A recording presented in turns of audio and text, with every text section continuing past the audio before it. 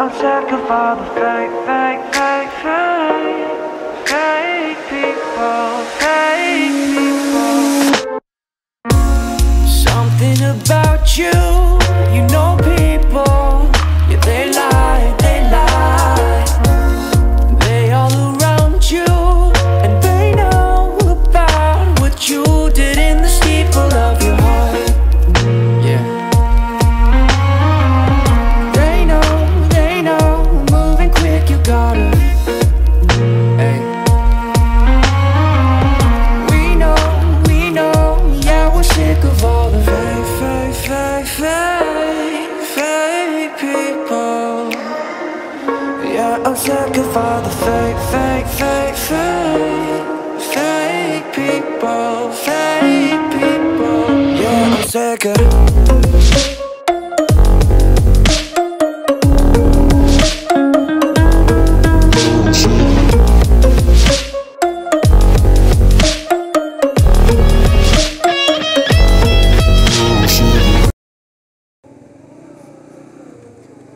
আসসালামু আলাইকুম, কি অবস্থা সবার?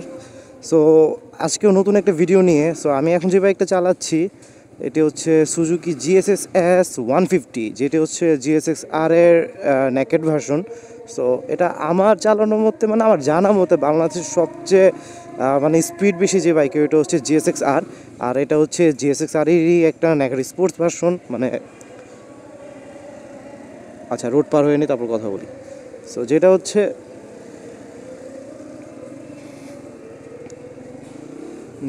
GSX-R-এরই একটি নেকেড ভার্সন। GSX-R যারা হচ্ছে নেকেড স্পোর্টস বাইক বেশি পছন্দ করে তারা এই GSX-R-টি না নিয়ে এটি নেবে, আর যারা কমফোর্ট বেশি পছন্দ করে। সো আজকে এই বাইকটি নিয়ে বের হওয়ার রিজন হচ্ছে যে এই বাইকের ব্যাপারে আমি কিছু ইনফরমেশন মানে আপনাদেরকে দিব। সো আমি কয়েকদিন ধরে বাইকটি চালাচ্ছি। সো বেসিক্যালি হচ্ছে সাউরি সেলের জন্য, এটা সেলিং ইউনিট, সেলের জন্য বাইকটি নিয়ে আসছে। বাইকটি কয়েকদিন ধরে আমি চালাচ্ছি। সো আমার কাছে ওভারঅল বাইকটি খুবই ভালো লাগতেছে। সো আমার যেহেতু বাইকটি চালায় খুব ভালো লাগতেছে, আমি ভাবতেছি যে এটার এক্সপিরিয়েন্স আপনাদের সাথে শেয়ার করি যে ওভারঅল বাইকটা কেমন।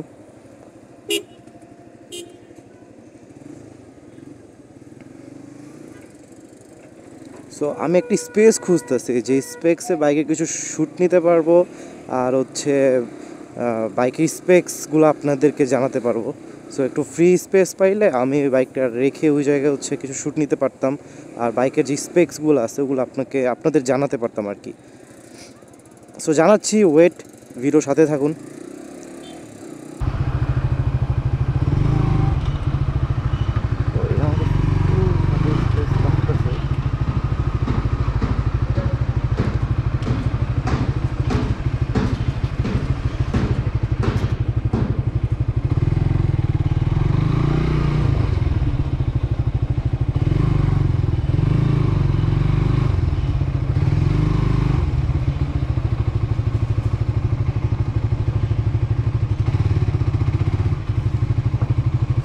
এই জায়গায় রাখি আর আমি কিছু শ্যুট নেই।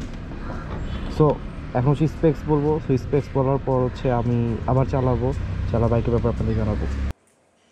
সো ফার্স্ট অফ অল আমি যেটা বলতে চাই, বাইকটি হচ্ছে পুরোপুরি হচ্ছে সেন্সরের, মানে যে যত এটা ফাংশন কাজ করে টোটালি সব কিছু হচ্ছে সেন্সরের, আর এটা হচ্ছে একটি রিমোট। সো এই সেন্সর মানে এই রিমোটটা যখন নিয়ে আমি বাইকের কাছে আসবো তো অটোমেটিকলি হচ্ছে বাইকটা আনলক হয়ে যায়, আর এটা যখন নির্দিষ্ট মিটারের পর পিছনে যায় বাইকটা অটোমেটিক্যালি লক হয়ে যায়। সো এটা হচ্ছে এই যে রেসপন্স করছে, এটা হচ্ছে লক বাটন, আর এটি হচ্ছে আনলক বাটন। সো এটা হচ্ছে বাইকের ঘাড়লক, এই যে ঘাড়লক হয়ে গেছে, আর এটা হচ্ছে এই যে আনলক, একটা পুশ, তারপরে এই যে স্টার্ট। সো এটা হচ্ছে কি ইগনিশন, মানে যেটাকে বলে হচ্ছে পুরা সেন্সরের জন্য এই রিমোটে চলে। সো এই রিমোটটা হচ্ছে আমি যতদূর জানি এই রিমোটটা একটি বাইকের সাথে একটিই থাকে, আর এই জিনিসটা নিয়ে আমার একটা কমপ্লেন আছে। সো কমপ্লেনটা হচ্ছে যে এটি পুরোপুরি প্লাস্টিকের। অ্যাট লাস্ট মেটালের তো দিবে, বিকজ এর কোনো অল্টারনেটিভ ওয়ে নাই বাইকটা স্টার্ট দেওয়ার জন্য, বিকজ যে টানক আছে এটার জন্য আলাদা চাবি আছে। সো এই জিনিসটা প্লাস্টিকের, সাপোজ অ্যাক্সিডেন্ট করে ভেঙেও যেতে পারে বা সামহাও হারাও যেতে পারে। তারপর সলিউশন কি এটা আমার জানা নেই, বিকজ আমি যত জানি অফিসিয়াল বাইকে যখন আমার এই রিমোটটা হারায় যায় তখন তারা কোনো বিষয়ে কিছু না কিছু জিনিসটা হেল্প করে। আর জিএসএসএস বাইকটি পুরোপুরি হচ্ছে এই জিনিসটা অফিসিয়ালি আসে নাই। সো এই বাইকটা তো আনঅফিসিয়াল, সো এই রিমোটটা যদি হারায় যায় বা নষ্ট হয়ে যায় ওই সময় যারা বাইকটি ইউজ করে তাদের সাথে কী হবে আমি জানি না, তখন আসলেই খুব মানে বড় ভোগান্তির শিকার হবে। সো এর একটা নেগেটিভ সাইড আমি মনে করি। পজিটিভ সাইড অবভিয়াসলি বাইকটা চুরি হতে পারবে না, বাট এটা সার্ভিসের মানে আফটার সার্ভিস চিন্তা করলে নেগেটিভ সাইড। সো এই যে অফ, লাইট অফ হবে, এই যে অন। ওকে, আমরা হচ্ছে এখন বাইকের স্পেসিফিকেশন সম্পর্কে জানবো। সো প্রথমত যেটা বলি, এই বাইকের ইঞ্জিন 150cc, মানে যেটা হচ্ছে কোম্পানিতে ক্লেম করে, মানে কোম্পানিতে লেখা আছে আর কি যে 147.3cc, আর এর ম্যাক্সিমাম পাওয়ার 18.90 bhp, আর ম্যাক্সিমাম টর্ক 14 নিউটন। আর এই বাইকের গ্রাউন্ড ক্লিয়ারেন্স হচ্ছে 150 mm, মানে 150 or 155 mm। আর এর ওয়েট হচ্ছে, টোটাল বাইকটার ওয়েট হচ্ছে 130 কেজি। আর এর ফিউল ক্যাপাসিটি হচ্ছে 11 লিটার, মানে টাঙ্কি আসলে অনেক ছোট, বাট 11 লিটার ফুয়েল ধরে। আর আপাতত এই বাইকের মাইলেজ আমি অনেক ভালো পাইতেছি, যেটা হচ্ছে 37-38। পিছনে যে ডিস্ক ব্রেকটা আছে সাইজ সম্পর্কে আমার তেমন আইডিয়া নাই, বাট সামনে যে ডিস্কটা আছে এটা হচ্ছে যেটাকে বলছে প্যাটেল ডিস্ক, এটা হচ্ছে প্যাটেল ডিস্ক ব্রেক, যেটা হচ্ছে খুব কম গরম হয় তুলনামূলক, বিকজ এটা অনেক চিকন, এটা কাজ কাটা ডিস্কও বলে। আর এর সামনের শ্বাস প্রশ্ন হচ্ছে যেটাকে হচ্ছে নর্মাল টেলিস্কোপিক ফক হিসেবে আমরা জানি। আর যে রেয়ার সাসপেনশন আছে ওটা হচ্ছে মনোশক সাসপেনশন, যেটি হুইচ ইজ গুড আমাদের রোডের জন্য।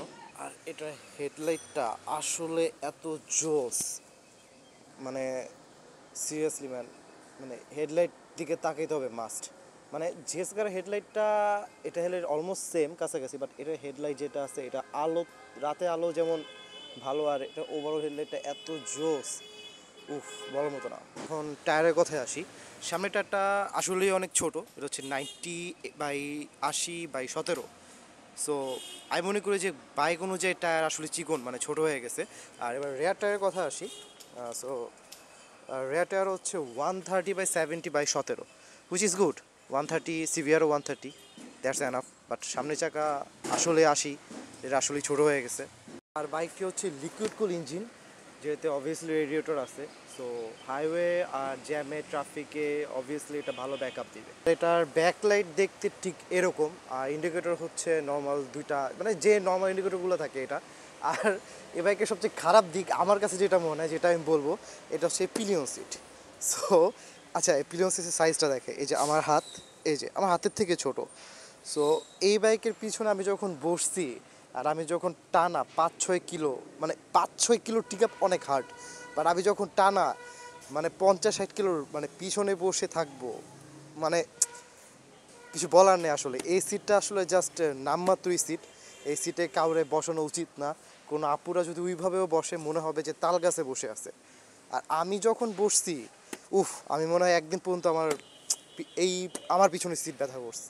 সো ওভারঅল বাইকের লুকস নেগারি স্পোর্টস বাইকের তুলনায় মনে করি পারফেক্ট। অনেকেই বলে এই বাইকে মাইলেজ হচ্ছে 20 দেয়, 25 দেয়, 23 দেয়, 28 দেয়।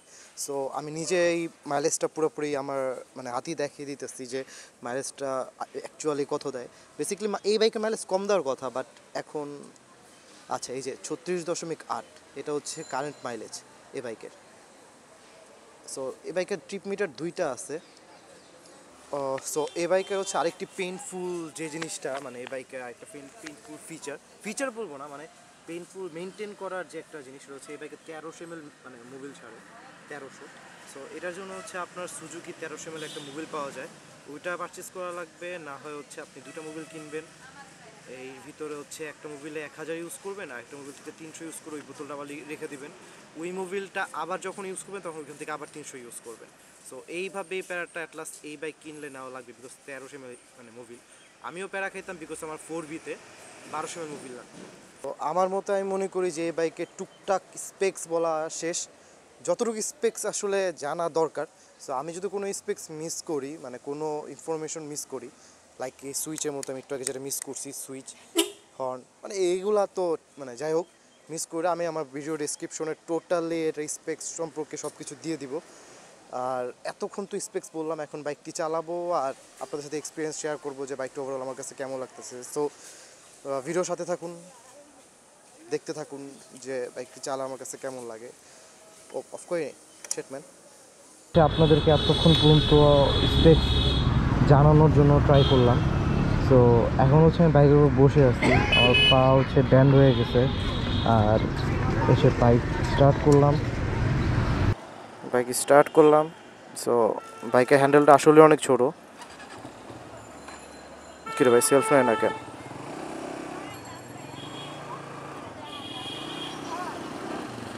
সো বাইকের হ্যান্ডেলটা আসলেই অনেক ছোট, এত ছোট। সো বাইকের ব্রেক রেসপন্স মারাত্মক জোস। ওয়াও, পিছনের ব্রেকও ভালো।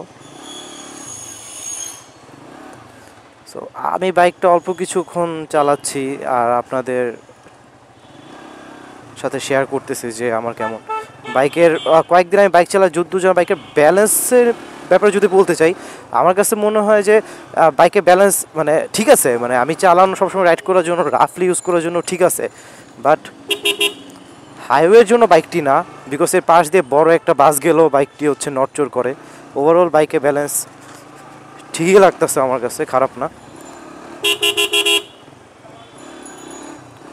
বাইকে brake response, pick up response দুইটাই জোস। আমার হাতে খুবই কম সময় থাকার কারণে আমি ভিডিওটা চাচ্ছি ছোট হোক, মানে আমি চাইতেছি ভিডিওটা ছোট হোক, বিকজ ওয়াও, একটা জিনিস বলতেই হবে যে এর যে ইঞ্জিনের যে রেসপন্স আর ইঞ্জিনের যে সাউন্ড আর সাইলেন্সারের সাউন্ড, মানে তিনটা কম্বিনেশনে বাইকটা এত ভাল লাগে আসলেই।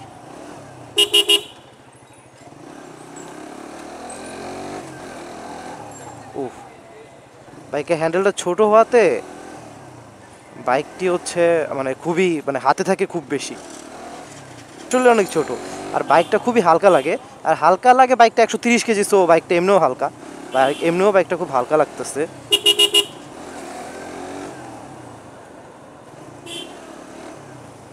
জাস্ট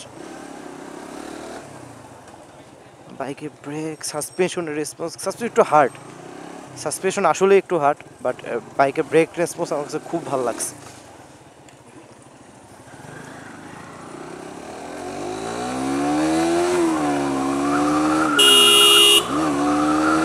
ওয়াও ওয়াও, খুবই ভালো, মানে যে কোনো কিছু ওভারটেক করার জন্য একদম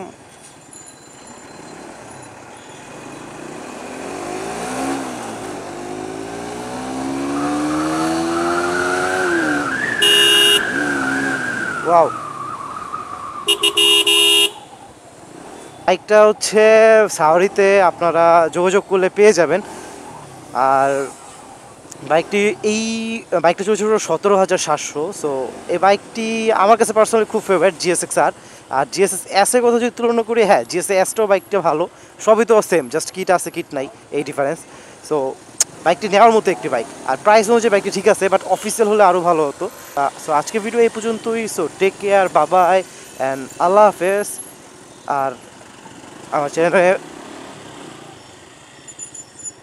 আর আমার চ্যানেলের সাথে থাকবেন, সাবস্ক্রাইব করবেন, ভিডিও ভালো লাগলে লাইক দিবেন। সো এই তো, এই বলা ছিল।